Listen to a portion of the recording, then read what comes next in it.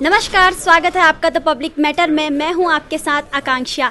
आज हमारे बीच में यहाँ पे प्रदेश प्रवक्ता जी हैं, तो आज हम इनसे जानते हैं कि सर आपका जो यहाँ पे गोष्ठी करने का मुख्य उद्देश्य क्या रहा है। सर, आप इस बारे में कुछ कहना चाहेंगे?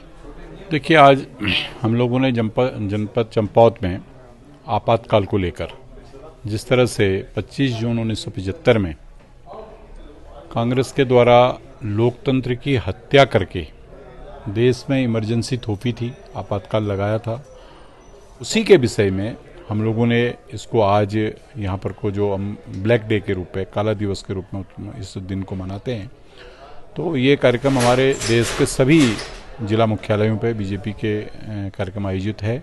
ये वही कांग्रेस पार्टी है जो आज संविधान बचाओ की बात कर रही है, लेकिन अगर किसी पार्टी ने संविधान का मखौल उड़ाया और किसी पार्टी ने संविधान को समाप्त करने का प्रयास किया, किसी पार्टी ने लोकतंत्र की धज्जियां उड़ाई, तो वो कांग्रेस पार्टी है। आपको याद रखना चाहिए, ये वही कांग्रेस है जिसका नेतृत्व राहुल गांधी कर रहे हैं।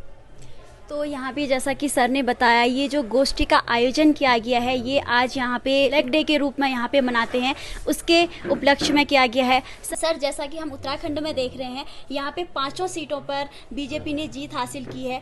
सर, उसके उपलक्ष्य में आप क्या कहना चाहेंगे? देखिए, निश्चित तौर पर भारतीय जनता पार्टी के प्रति लोगों का एक विश्वास है। हम उन सभी मतदाताओं को जिन्होंने भारतीय जनता पार्टी को ये अपार जनसमर्थन दिया, उनका धन्यवाद ज्ञापित करते हैं और उनको विश्वास भी दिलाते हैं कि जिस तरह आपने भारतीय जनता पार्टी पर, नरेंद्र मोदी जी के नेतृत्व पर, धामी जी के नेतृत्व पर भरोसा जताया है, उस भरोसे में भारतीय जनता पार्टी कायम रहेगी।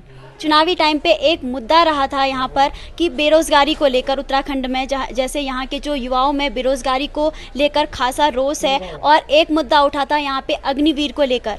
तो सर, आप अग्निवीर के संबंध में क्या कहना चाहते हैं? क्योंकि जब कांग्रेस ने ऐसा कहा था कि अगर हम यहाँ पे 5 सीटों पर जीत हासिल करते हैं तो हम इस अग्निवीर के जो मुद्दे को है उसको समाप्त करने का पूरा प्रयास करेंगे, लेकिन सर अब बीजेपी सरकार आ गई है, तो आप क्या कहना चाहते हैं अग्निवीर के इस मुद्दे पर?